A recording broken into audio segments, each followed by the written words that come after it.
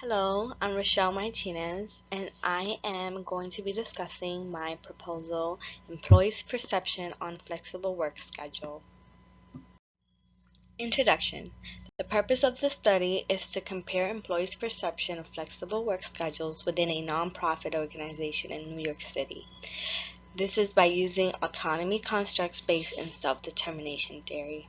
So the research design of this study is to determine whether employees' motivation, intrinsic or extrinsic, and their use of flex time schedule leads to motivation and productivity. The variables of the studies is flex time schedules is the independent variable, and the employee's motivation and productivity is the dependent variable. Now let's talk about nonprofit organizations and flex time schedules. In 2010, there were over 91,000 nonprofit organizations in New York, and it employed over 1.25 million people. Now, nonprofit organizations have been found to offer less compensation benefits than that of for-profit organizations. Now, we all know that salary is just one part of the deal when it comes to a job. The types of benefits offered also can have an impact on attracting employees, and some of those benefits can vary widely depending on geography or the size of the organization. For example, flexible work schedules have increased in interest over the years as a benefit. It was first introduced in the 1970s.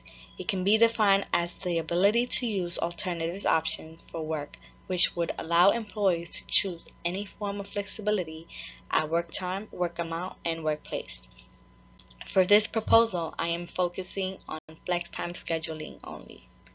The use of flex time is becoming a competitive business practice, as more employees are choosing companies with this option more often. Flex time has been a benefit consistent across the spectrum of budget sizes, with at least 30% in every category and as high as 53%. Flex time has been associated with improving important organizational attitudes and outcomes, like satisfaction with work schedule, productivity and performance, job satisfaction, and absenteeism. When companies have applied the use of flex time, it has been demonstrated to increase employees' motivation and engagement. Research has also shown that flex time can increase autonomy and provide a sense of purpose. However, little is known on the type of motivation employees perceive from having flex time schedules, especially in nonprofit organizations, and whether their outcome leads to productivity. So for this study, I am looking to verify the type of motivation employees perceive from having flex time benefits and whether productivity is an outcome depending on the motivation motives they fall on. Theory. Now, to measure motivation, I think the best theory would be to use self-determination theory. Research on this theory originated in the 1970s, when studies began to compare intrinsic and extrinsic motives. However, it wasn't until a decade later when it was formally accepted as a theory. Intrinsic motivation can be defined as engaging in a behavior because it is personally satisfying, or an activity for the fun of it, rather than for external rewards. This theory postulates that social contextual events that enhance perception of competence improve intrinsic motivation because a person has felt that those perception of competence are self-determined and attributable to one's own ability or effort. Extrinsic motivation can be defined as when we behave or engage in an activity for the purpose of earning a reward or avoiding consequences.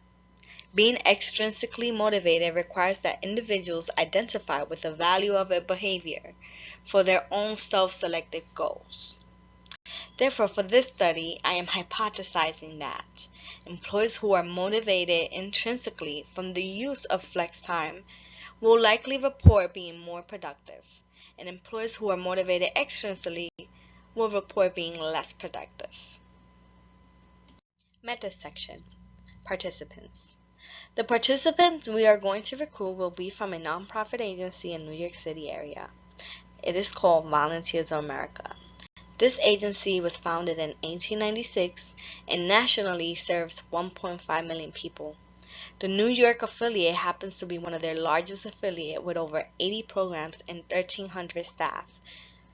And this agency provides social services to individuals and families, which includes housing assistance, case management, and counseling services. The goal will be to recruit at least 40 to 16 participants, and these will be full-time employees in the administrative office in Midtown.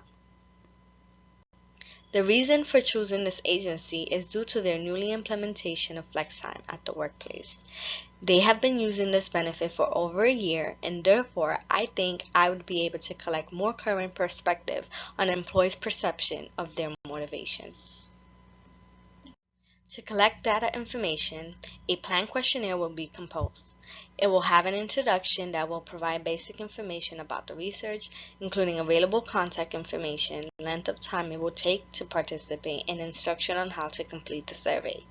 This questionnaire will also include information on how participants' information will be kept confidential. The survey will be an online base using online SurveyMonkey website. SurveyMonkey is an online survey software that is used as a service company. The survey will be presented as an official effort and be directly affiliated with the agency. The nonprofit agency in this study has used this online tool in the past to collect information from their employees, and due to this past use and them being familiar, this will help to recruit and engage the participant. The participants will see the questions in multiple choice format on the online survey, where they can select one answer and scroll down to the following question. The outcome we want to measure is employees' motivation and productivity from having flex time schedules. Therefore, the instrument that will be used to assign participants to the two conditions of either extrinsic or intrinsic motivation will be the motivation at work scale. This scale has been postulated in the self-determination theory and focuses on the active types of motivation in a work domain. It will help in organizing data and is associated with organizational behavior construct. The original survey consists of motivation structure organized into 4 different types: intrinsic motivation, identified regulation, introjected regulation, and external regulation, in which all will be kept for the validity of the testings. The instruments to be used to measure the employee self-evaluation performance is the individual work performance questionnaire. There's also a 5-point rating scale on this one. The questionnaire consists of 3 scales, and those are task performance, contextual performance, and counterproductive work behavior. This will include about 18 items. The mean score will be calculated adding the item scores and divided into the sum by the number of items. This will be used for both formatting of these tools. Procedures. To initiate the study, the data collection process would begin with sending a global email to all administrative office staff. They will be able to read instruction and a brief description of the study within the email. They will then be able to click the website link for the online survey and present it with an informed consent initially. They will then be debriefed at the beginning of the survey regarding the reasons for the study and of their voluntary participation. Participants will then be informed that the estimated duration of the survey could take about 10 to 15 minutes.